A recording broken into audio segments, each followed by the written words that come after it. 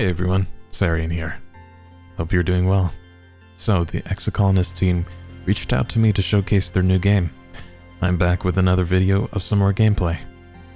I Was A Teenage Exocolonist is a coming-of-age sci-fi RPG with deck-building challenges. If you're a fan of visual novels, make sure you check it out. I have a link to the game's page in the description. Anyway, let's get back into it.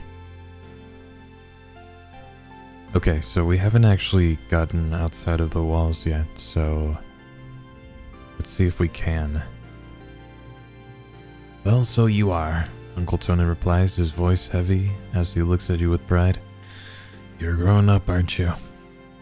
He nods and pats you on the shoulder, and you know he's thinking of Tammy.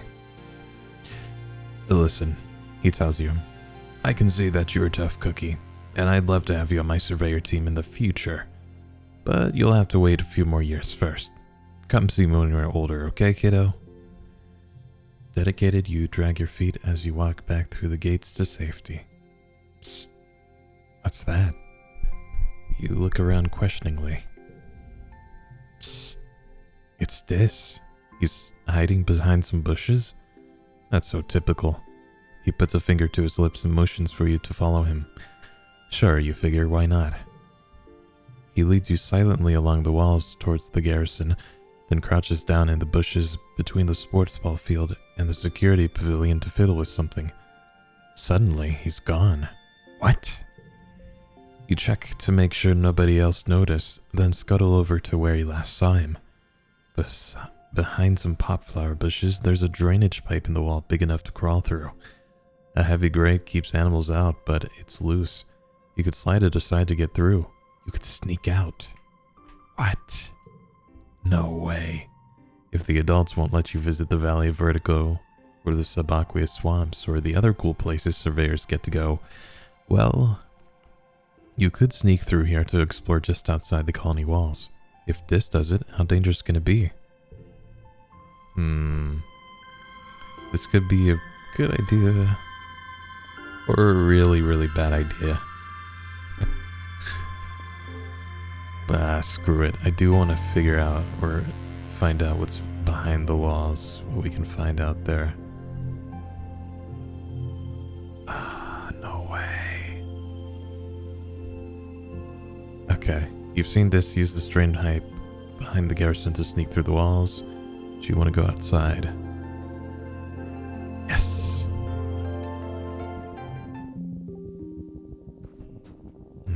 So he's been like sneaking out for months. You slipped through the drain pipe and out of the colony before anyone saw you. Yep, it's Dis.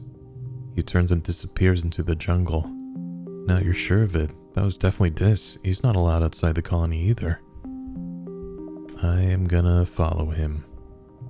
You scamper after him through the brush. +3 stress. Okay.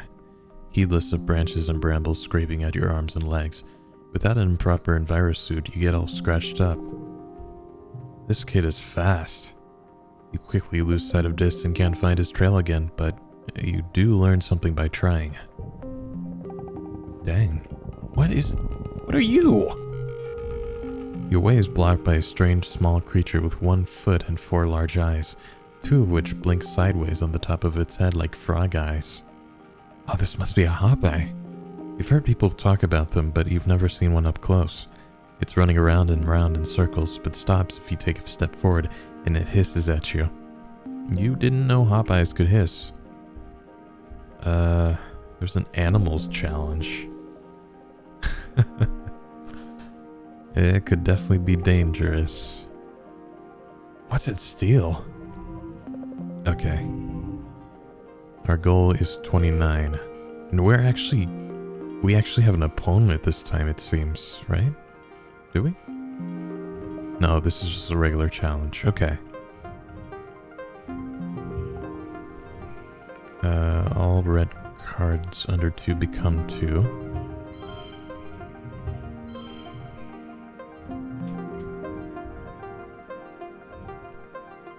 Ooh.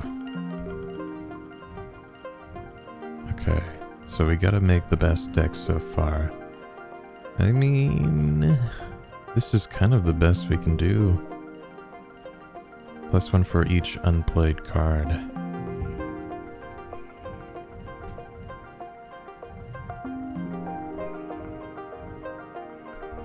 Yeah, this is still our best bet. We still have the +2 here. I don't know if I want to use that right away.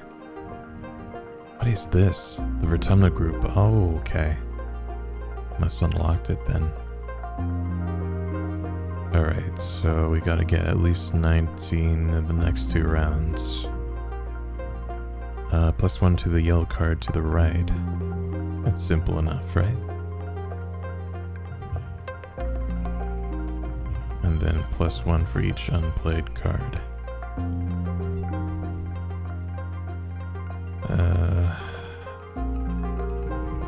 Okay, now we gotta get at least 9. I think we can do it now. Hiding in the crush. This is unchangeable. Does that mean we just can't move it at all once we put it down? Okay, I'll keep that in mind. I really want to get rid of these baby cards.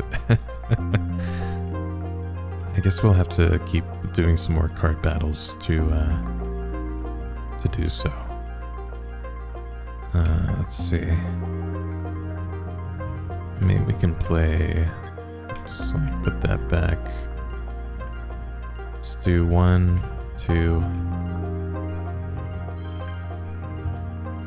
Perfect. No skill changes. Okay. You stop trying to get past it and just listen.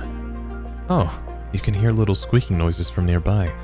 It's probably warning you away from its nest. You carefully avoid the nest while speaking in soothing tones. The agitated little guardian titters warnings at you, but eventually lets you by. Cute. Alright, we're getting more stressed, but seems to be okay. What is this? Some farmland is built outside the walls. The fields don't look like they're doing very well. Nobody's around right now. In fact, it looks a bit abandoned. There are some meager-looking crops ready to harvest, but animals are starting to get at them.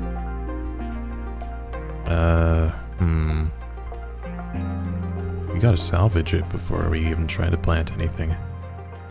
Oh, we gotta get the rest of the crops. You pull up a handful of wrinkly tubers. They're probably supposed to be potatoes eventually, or maybe yams. It's hard to tell. You dig around a little longer, but it's all pretty picked over. Alright. You spot this sitting in a clearing, but not before he sees you first. Instead of sneaking away as usual, he stays still as you approach, like it's totally natural that he'd be sitting in the middle of the jungle, so far away from the colony walls.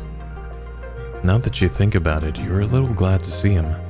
You are so far away that you can't see the walls anymore, and it's really weird out there. Here, and it's getting late. This stares unblinkingly at you as you approach.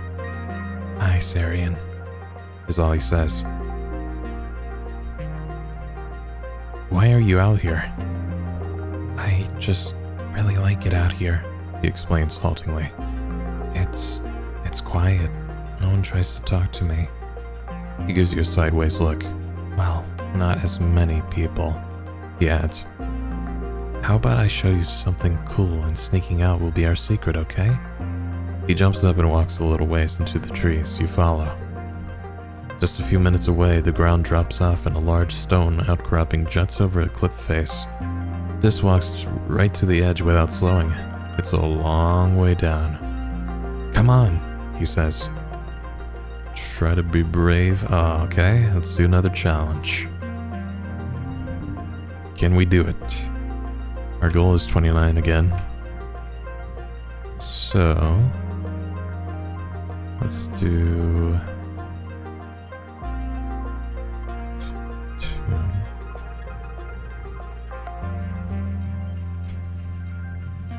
Okay, let's keep this one.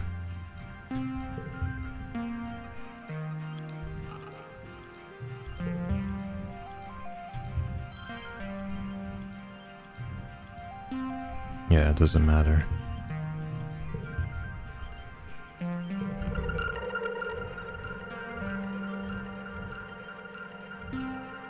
Okay. You have a lot of 0 cards.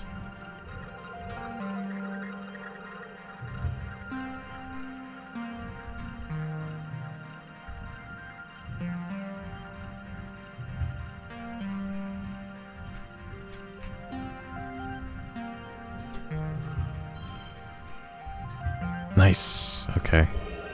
That was pretty simple. No skill changes. Alright, you bravely step onto the rock and walk out to the edge with this. You both sit down, feet dangling over the precipice, and look out at the amazing view. It's incredible.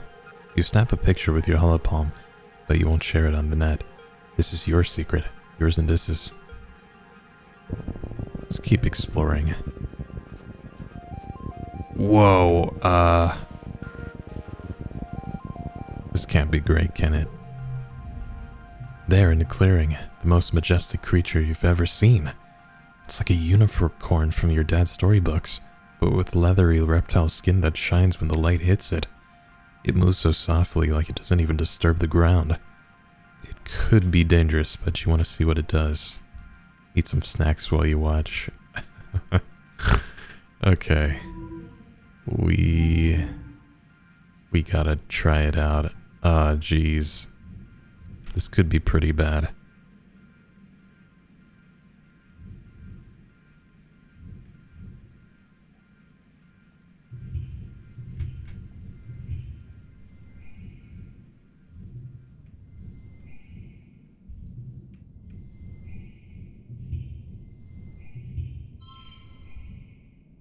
Okay.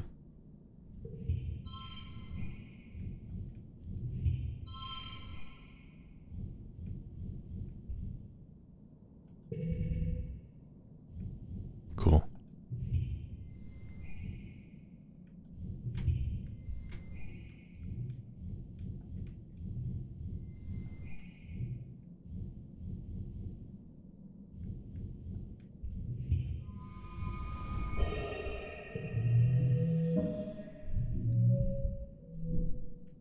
Okay, I still don't know if I'm actually getting the hang of it.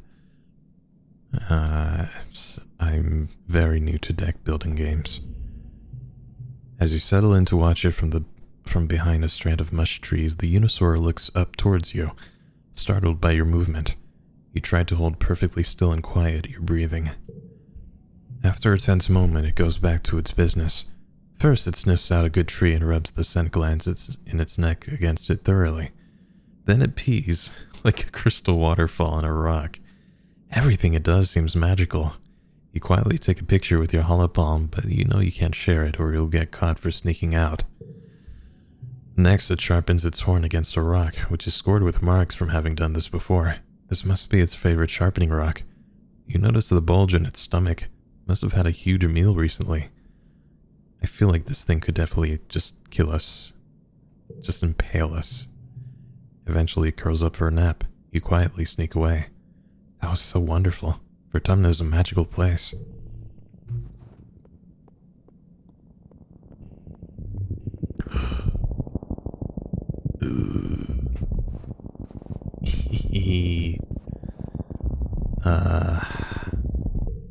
There's our favorite uncle. You're minding your own business when you stumble into... There's something here. Something invisible that makes the hairs on your arms stand on end, like an electric aura. As you walk forward, it begins to feel like something nipping at your ankles, but when you look down, there's nothing there. You back away. The sensation stops. You move forward. Oh, it's worse. The feeling is like tiny electric bites and is growing more intense. Some kind of microscopic gnats? An electric field of some sort? It hurts, but maybe you can find a way to avoid it and get through this area. Alright. Probably like gnats.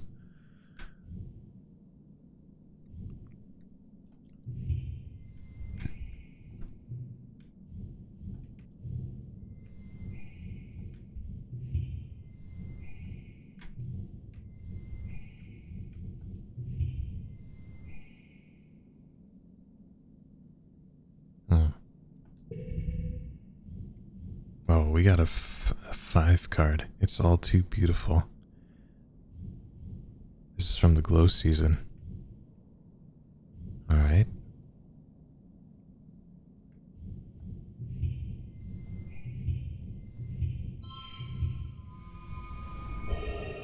Perfect.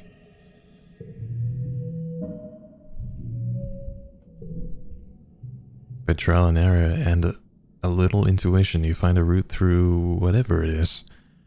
The shock seems strongest near some low-lying fractal palms.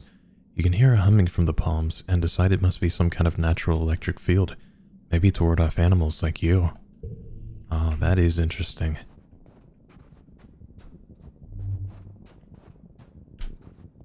Oh, man. Can we go this way? No, there's a distinct path to it. I mean, we haven't looked at these yet. At the top of the rise to the east, you think you spot someone watching you. They're dressed in black. Is that Dis? But they look way too tall to be Dis. Maybe another surveyor? You blink and the figure is gone. Oh, that's weird. You bushwhack down into a valley and up the other path to where you thought you saw them standing. No signs of a camp or anything. Anything obvious like a drop pack. No note saying, "I'm watching you." Signed, mysterious figure. Spooky. That is weird.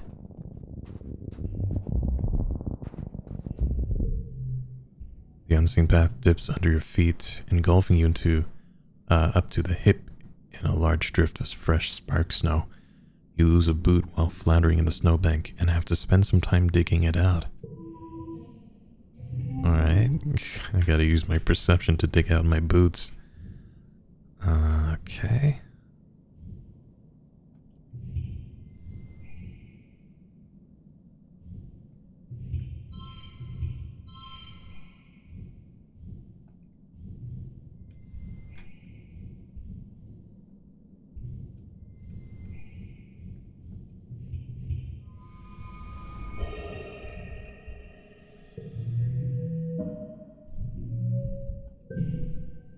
You tunnel through the weird snow, popping your head up at regular intervals to see where you're going. Some funny creatures pop out of the snow to say hello. They look like pillbugs and are only the size of your thumbnail. They appear to be eating the snow, not you, so you leave them alone. Every so often they square up with each other and emit a tiny burst of flames. You can't tell if it's an intimidation tactic or a mating display. You'd heard the snow was flammable. Huh, neat. That's really cool. Ooh.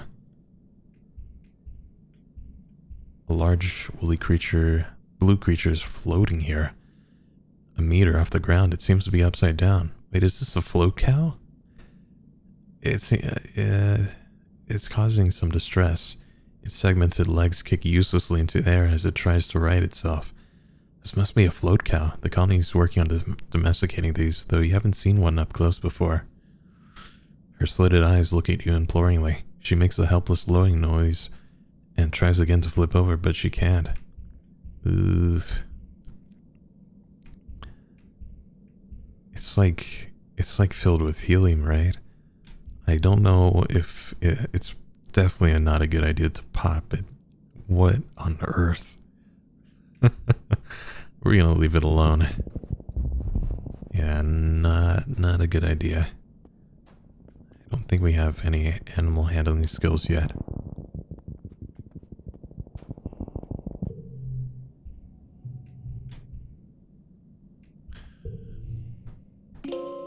Alright. Guess we got too stressed, but we didn't run into Uncle Tonin. Yeah, we didn't run into Uncle Tonin on the way, so maybe that's good. That was a nice little trip, though. I was getting used to my life inside the colony, but now I really want to see what's outside. Like quiet. Hey, Des. Dare you to eat this worm.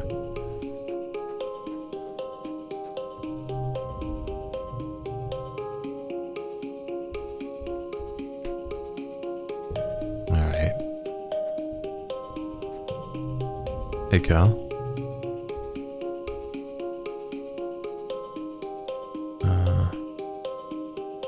Cal's leaning on the garden fence looking out at the colony. That attack was awful, he says quietly. I did something I'm not proud of, and people still got hurt. He sniffles and rubs his face. All the adults tell me that it's okay because I had to do it. I was brave and I protected the colony. But I don't want to hurt anything, not even a monster. I have no idea what happened. Still don't know what happened, actually, during the attack. So Cal had to kill an animal?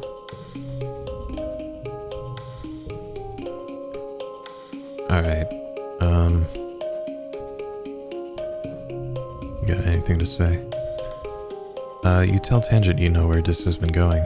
You tell her he's been sneaking out to explore the jungle, not far away but outside the wall. Tange looks concerned. Really? She says, wringing her hands.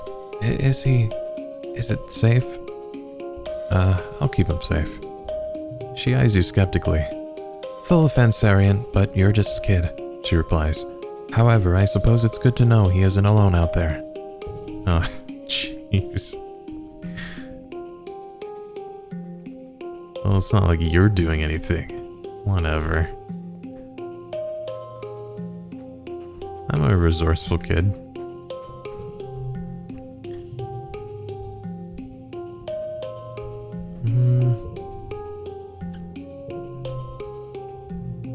Okay. I think we're gonna study, let's see. I do want to check out if I can, like, work on animal handling. Needs animals 20 or greater. Gains lassoing a flow cow. What?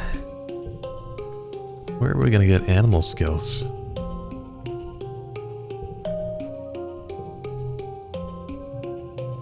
Still just got shoveling dirt. Seriously, where are you supposed to get animal skills from? What can we do at the garrison again? Just defense training, +1 on animals. Okay. Might as well. Since we're going outside, it would be good to defend ourselves. You attend your first session of Security Chief Red's self-defense classes. It's a small class, mostly security officers and other adults. You and Anemone are the only kids. She gives you a wink and a cheesy thumbs up as you listen to Rhett rant about how everyone in the colony needs to learn self-defense. You could be walking along thinking you're safe within the walls and a flying animal could swoop out of the sky. Then what will you do? Rhett chops the air with his hand. I'll tell you what you're gonna do. You're gonna chop that beast right in the throat. Hi-ya! He points at the assembled class. But only if you learn what I'm about to teach you. And the only way to learn is by doing. Who wants to volunteer for a demonstration? Are you gonna karate chop me? I want to try it. The security chief doesn't scare you. Or so you pretend. Red is like the biggest adult you know. And he's so intense. You step forward and Rhett nods as he crouches down. Okay, he says. I'm a manticore stalking you through the force. What do you do? Ooh. I kick in the face. Or I run away. I'm gonna say run away. These both sound like bad options, but running away might be your only chance. There's a smattering of laughter among the other students, but you have to live out your truth. If you see a manticore, you are out. Red doesn't laugh. That's correct, he says proudly. Only engage with the enemy when there's no other alternative. No one walks away from a fight without getting hurt. So the first rule of self-defense is to not put yourself in situations where you need to fight. Once you've learned situational awareness, we'll move on to hand-to-hand self-defense, drawing on a variety of martial arts. Only when I'm confident that you're ready, we'll advance to weapons. There aren't that many weapons in the colony, mostly stun gloves and batons, with a few plas rifles. You hope you don't have to use them, but it'll be good to know how.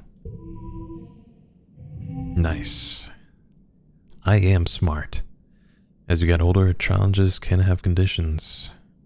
The challenge suit, social, mental, or physical, determines which conditions can appear and which decks will work best.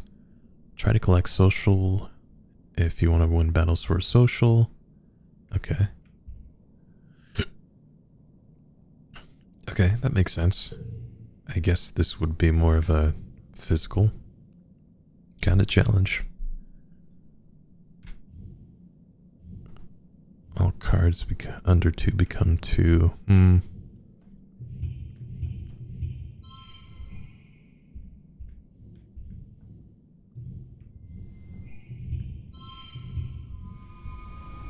Good enough.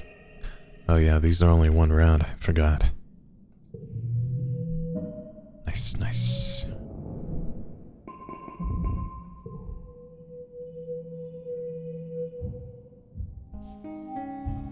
Early pollen. Alright. Let's continue. Oh, hey. Dad's got something to say. You meet your dad adjusting a watering pot in your mom's flower garden. He's having a sneezing fit, his eyes runny and red. You're alarmed. You've never seen him look sick before. People were hardly ever ill on the stratospheric, except sometimes when the 0G rooms made them queasy. Not to worry, my little beanstalk, he says nasally. I'll be fine. It's just this pollen making my head a little stuffy. He wipes his nose with a handkerchief and looks around.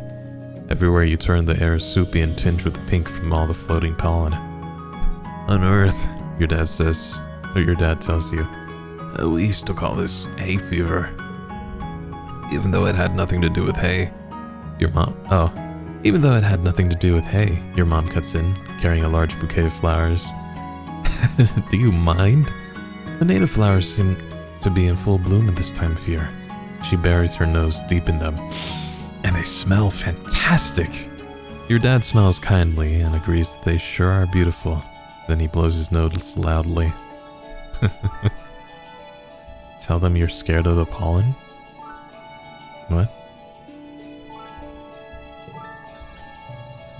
Your mom sighs, Sarian, life on Vertoma is going to be very hard if you let yourself be afraid of everything. Your dad cuts in. It's okay, kiddo. It's just how plants reproduce. The pollen might make your eyes itch, but you'll be fine. Your dad's eyes look so sad, but maybe that's just the allergies. Hey, Sarian, I know the last few weeks have been very hard for you. This might be a good time to relax and stick around the quarters ring. That is a good idea. Actually, that was what I was planning on doing. Okay. That was kind of interesting, though. I wonder if they studied the pollen on this planet yet. They don't really know if it's dangerous to humans yet, do they?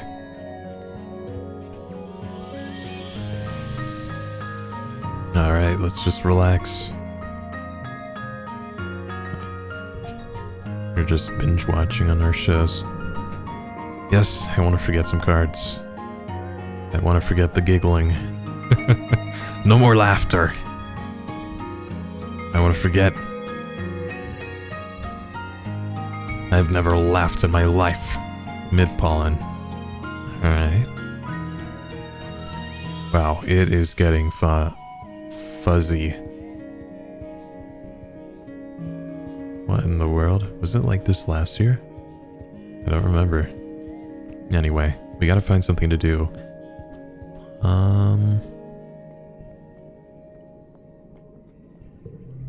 I kinda wanna do more combat training.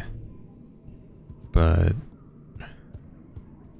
we are lacking in education.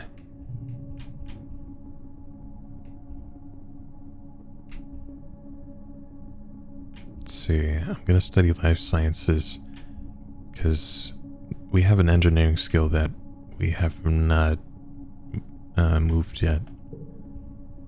You're bringing supplies to medbay when you see something unusual. Tangent curled up on a bench, her head pillowed on a rolled up lab coat. She's fast asleep. You stop and stare. You never see Tangent sleeping. She's always so busy. You're surprised she even has time to nap. You turn to leave her in peace when you bump into Anemone. Whoa! Anemone says. She hardly ever sleeps. Like, just a couple of hours a night. Is she sick or something? You look back at Tangent, snoozing peacefully. I'm so jealous of her genetic enhancement, Anemone says, rubbing at one of the scales sprouting on her jawline. She hardly needs to sleep at all. She'd probably stay up all night studying for this morning's history test. Interesting. There was a test? Let's let her sleep. Tangent's hollow palm beeps a soft alarm. She sits up and stretches, looking totally refreshed and alert.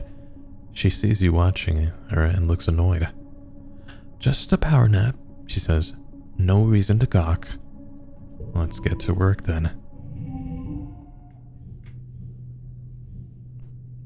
Okay, one slot card becomes value 2. Interesting.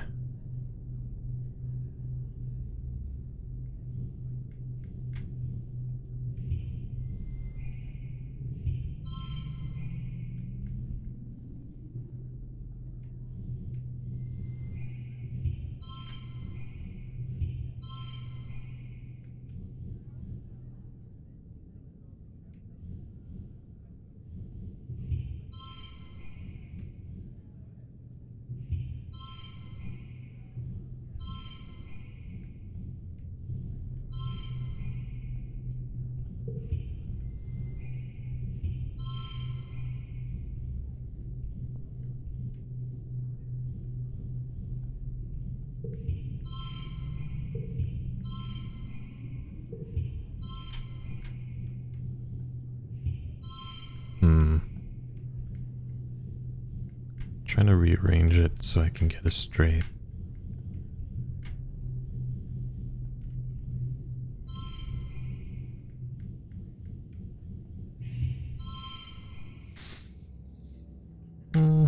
I think we gotta push through on this one.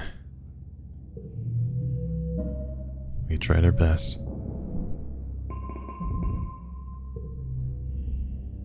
You're finishing breakfast in the common area when Marzipan struts in. Look at you eating cereal, she says, turning her nose up at you. I'll bet you don't even know what day it is. Your birthday? No, you dummy, she exclaims, swatting your shoulder. My birthday is in the first month of wet season. You better remember that. Today, she announces to the room, is St. Valentine's Day. Distant Cal wander over to hear more. Back on Earth, Mars explains, it was a day when everyone had to give their best friend a gift, especially sweets. And then you put the sweets under your pillow, and it makes you dream about who you're gonna marry. And there are decorations of hearts and arrows and pigs. Cal laughs. Pigs? We don't even have pigs here. Before Mars can answer, Dis snorts. This is dumb. Marzipan just made it up to get free candy. He rolls his eyes and walks away. As he leaves, Mars shouts at his back. Well, nobody was gonna pick you anyway. You stink. I know who my best friend will be. Valentine's Day sounds like fun. I don't know. Cal nods, clapping his hands excitedly. I'm gonna tell all the other kids about it, Mars says. So you go around and find your best friend and give them a gift. She points her finger at you. Make sure you do by the end of the day or it doesn't count. And if too many people want to be my best friend, she adds, I'll hold tryouts for the position. It's only fair. She tosses her hair over her shoulder and laughs. What? Oh god. Wait, I know my best friend. My best friend's Anemone.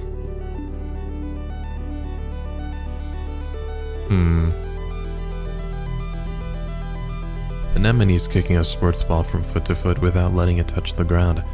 She fakes like she's going to pass it to you, then kicks it sideways and runs over to catch it before you can get there. Too slow, she giggles. Do you really want to be BFFs with this silly girl? Wait, a second thought. Okay, so we're taking our best friend? I thought we did that at the beginning, but maybe this is how it gets official. Alright.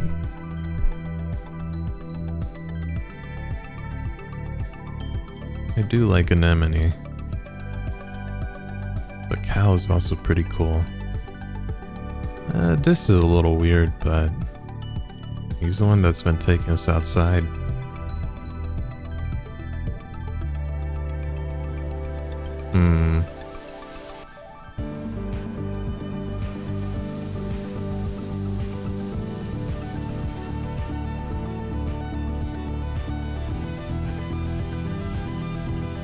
Let me think.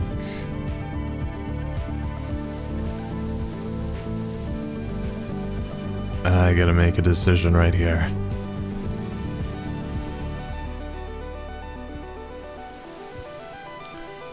I think I'm gonna go with Cal. Because I feel like he needs a friend the most right now. Cal is standing on top of a bluff. I know we haven't hung out with him that much, but we can figure it. We can talk. Cal's standing on top of a bluff, carefully pouring a bucket of water down the dirt on one side. He's covered in mud. Hey, check out my mudslide, he exclaims. He grabs a piece of sheet metal and slides down the dirt pile like he's riding a surfboard. Mud goes everywhere. He jogs back up and hands you the sheet of metal. You try now.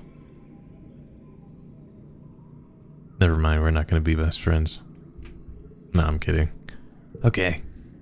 You make it down without bailing, but get mud splattered all over your legs. It is pretty fun though, like a hoverboard, but crunchier. Wanna be best friends forever? He replies, scuffing his toe in the dirt. I guess so. I lost my old best friend, so yeah. Okay. Wanna try the mudslide again? You spent another hour on the mudslide until you were both thoroughly covered from head to toe. You couldn't be happier. Jeez, that is so sad. That poor kid. I guess we're best friends now.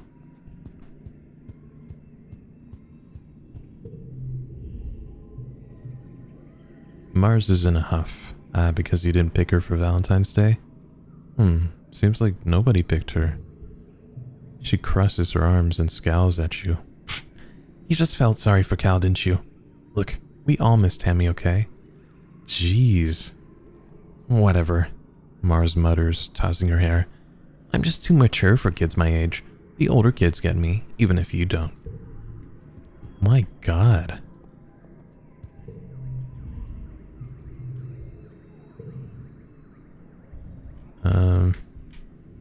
Do you want a bobber fruit or a mushwood log?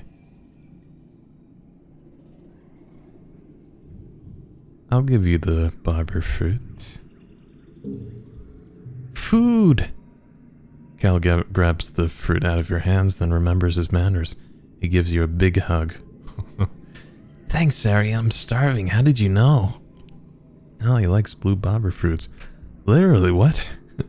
Everything we've given him is stuff he loves. Amazing. It's fate. I've decided. No, fate has decided. No, I've decided. Okay. Ooh, crystals. Alright, what are we doing for this month? Can we sign up for engineering yet? No, not yet. I guess we'll study for some more. This week in biology class, you're learning about predators and prey.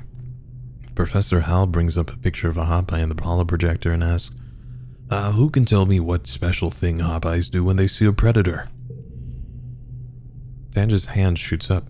They hop away very quickly. That's why we called it a hopeye. Hal nods. That's true, but not what I was getting at. Tan stammers and looks upset, like she can't believe she got something wrong. House scans the class again. Anyone else? Zarian? They thump on the ground to warn others. We know that. That's right, Hal smiles. Zarian sounds like you might have met one before. Tan just gives you an appraising look. Maybe she didn't expect this from you. See, going outside has its benefits. We actually learn stuff like out in the field, literally.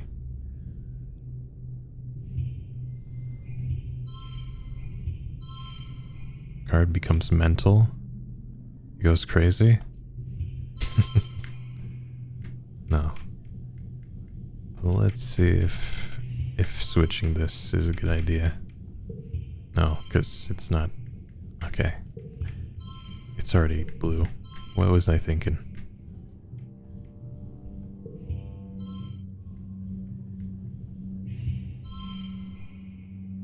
Okay, I think this is the best combination we got.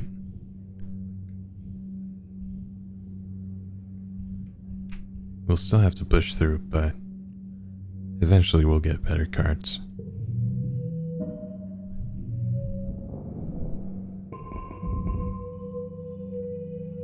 Alright, early dust. Pollen is over. Hey, Dad. This is such a dry, hot season. Both suns are high in the sky, baking the usually lush for autumnal jungle. If there's a breeze, it's warm and, you guessed it, dusty.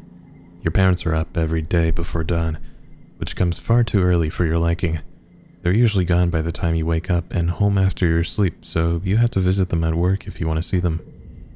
Good morning, Gooseberry. Your dad greets you cheerily. Have you come to see the harvest? Your mom and I are gathering crops from the actual retumnant dirt this week. That sounds neat. He shows you around the rows of corn and bean from the earth. They all earth. They all look a little yellow and scraggly, not what you'd expected, but your dad enthusiastically points out the vegetables ready to harvest. Don't forget, he tells you, the Vertumnalia festival is coming up. There'll be a talent show and a science fair. I'm sure you're eager to participate, Sarian. I see. Hey, Des. You don't see Dis at first, but you do hear rustling followed by the screech of metal on metal. After a few minutes of looking, you spot Dis placing large rocks in front of a piece of corrugated metal leaning against the wall. He stops and looks at you. You didn't see anything, he says, going back to cover up his tracks. What a weirdo. Hey Cal, my BFF forever. Cal is doing some stretches in an open area of a garden. One of my mom's boyfriends is teaching me yoga, he says, looking at you from upside down. I can already do child pose and downward dog. He flops over and lies on his back. This one's my favorite though.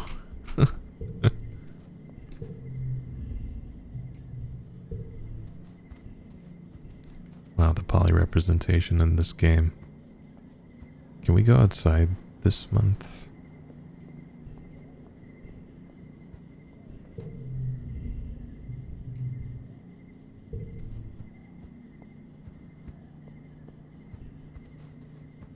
Ooh, a log.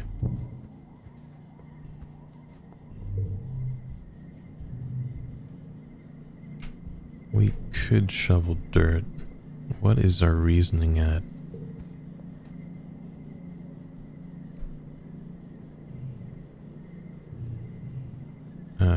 Where's our skills? Do I have like a skill thing? Reasoning 5 out of 100. Hey, you know what that means? We can register for engineering classes.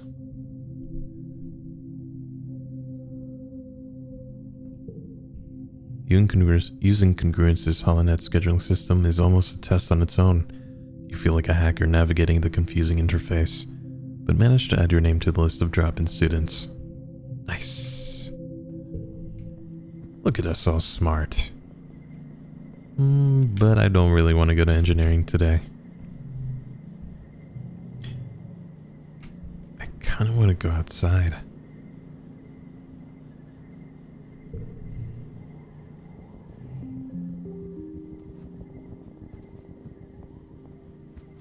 The outskirts. Alright. What can we find today?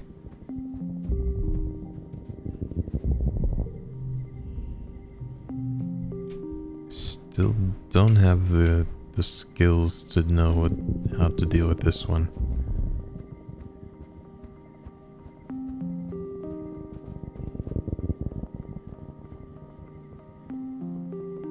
Uncle Tonin is over here, so you come across a cluster of mush trees. They're not fully grown yet, but they're still pretty big. It might be good to harvest them before they get all gross and mushy before the rainy season. If you're older, you could probably cut them down and get some kudos for them. I'll give them a friendly pat. You like the mush trees. You give one a pat and are surprised when it moves under your hand. It's not the tree though, but a camouflaged creature lying against the trunk. It's small and looks like an octopus or a starfish. Lots of long legs, wrapped around the tree like it's giving it a hug. Ugh. Is that a mandrake? Medicinal roots, I see. You let your mind wander as you're walking and bubble straight into a field of gelatinous blob grass. Totally transparent, the sticky fronds are hard to see, but even harder to ignore, especially when they start glomming onto your boots and slowing you down. Alright. I'm up to the challenge.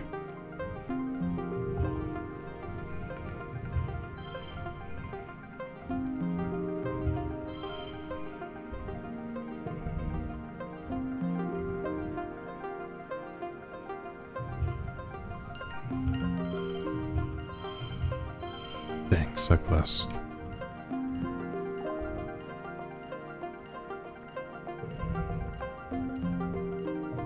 Well, that's it. I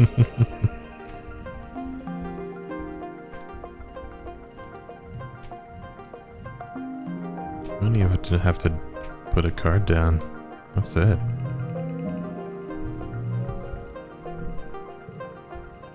There it is. You can hop along from that rock to the fallen log, then climb over those old pieces of surveying equipment. Nice. Got through the grass.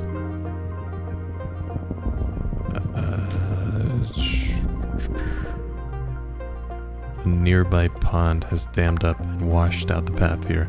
The path continues on the other side. Alright, this is gonna be the last challenge of the day. We're getting pretty stressed.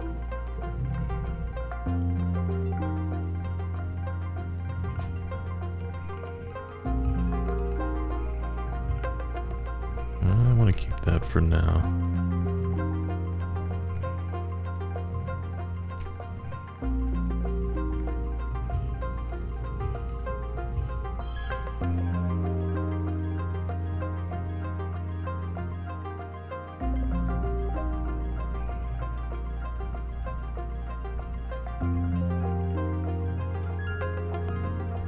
Or maybe let's do this. Alright. That's a better combo.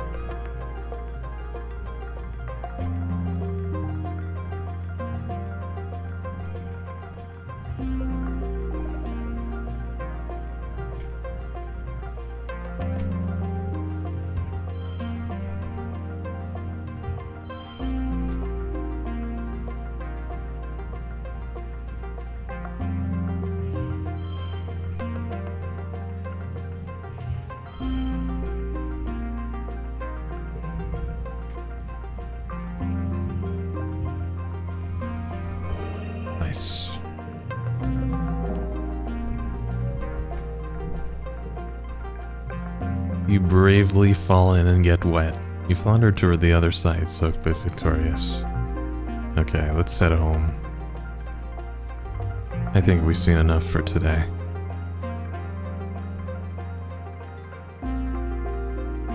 Ooh, another.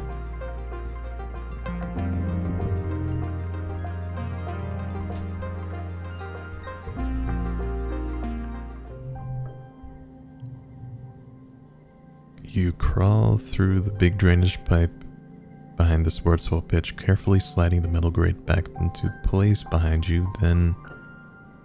Oh no. Carefully check that the coast is clear. I hop right out of the pipe and straight into the barrel chest of Chief Surveyor Tonin.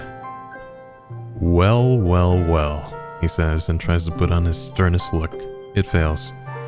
We've been wondering where you disappeared to, Sarian. I sent Utopia out with some survey drones to look for you hours ago. You're lucky your parents have been too busy to notice yet. I should probably tell you. You start to sweat. But maybe you've already learned your lesson. He chuckles. His big hand claps you on the shoulder. No more playing outside the gates, okay? I'm sorry. Ah, jeez. We got caught. It's time once more for Vertumnalia. The move of the colony has been muted this year, ever since the attack during Glow. Though everything is still cheerfully decorated and the feast table is still heavy with food, mostly soy rations, this Vertumnalia just feels different in a way you can't describe. The colonists gather in the square for Governor Edicott's speech. What a year Vertumna has given us, the governor begins in her weedy voice.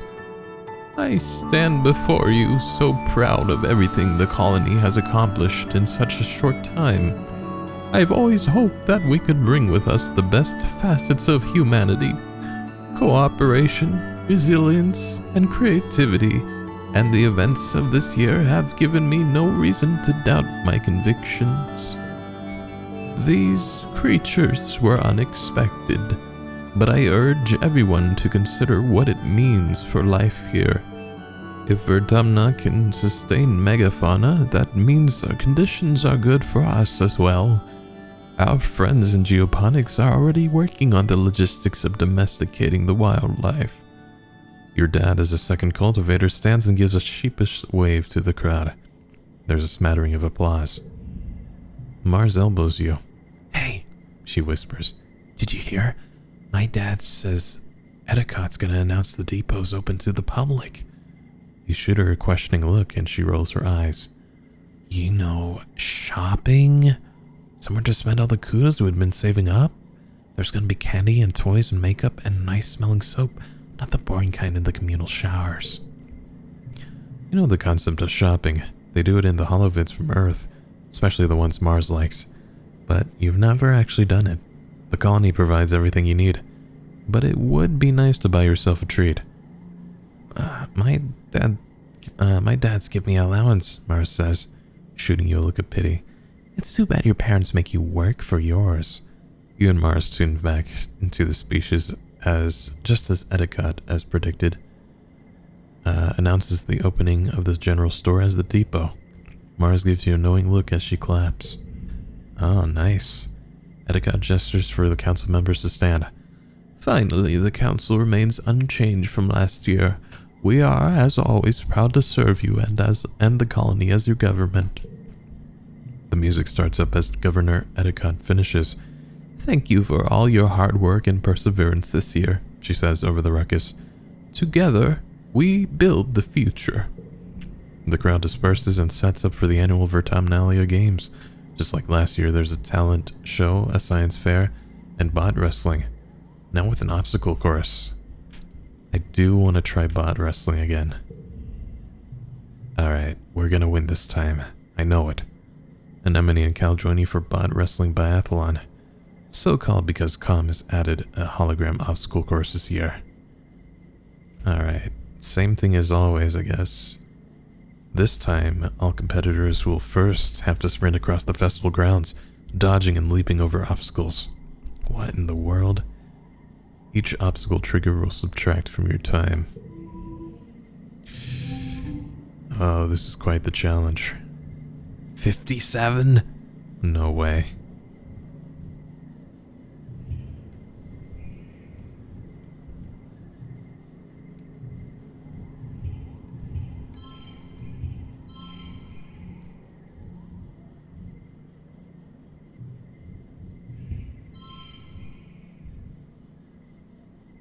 Alright.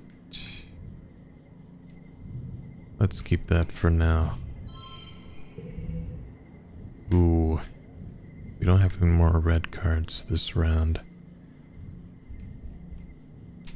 Draw a card. Oh man. Create one duplicate when drawn. Ooh, okay.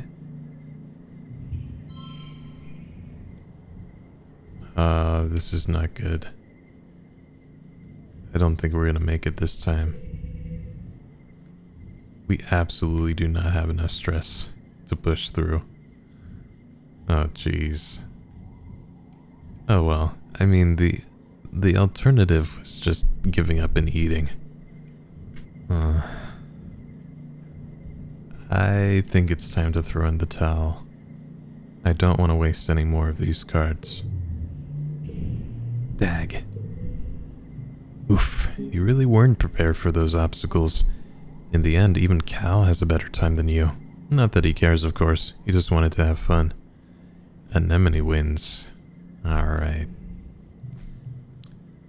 After the festivities are over, everyone takes time off for a much-needed break. Mars organizes a water fight that takes over the whole colony, even the adults. It brightens everyone's spirits, even the thick heat of dust. You end up on top of the western wall with Dis, launching water-filled poosh rooms down on an unsuspecting anemone in the sports ball court below. The walls seem like a neat place to hang out and relax, much quieter than the lounge if you're looking for some solitude. Alright, that's where I'll leave off for today. I hope you enjoyed my first impressions of I Was a Teenage Exocolonist. If you want to see more, go check it out for yourself. I've got the link to the games page in the description. Thanks for joining me on this first look. Please remember to take care of yourself today, and I look forward to seeing you in the next video. Take care. Bye.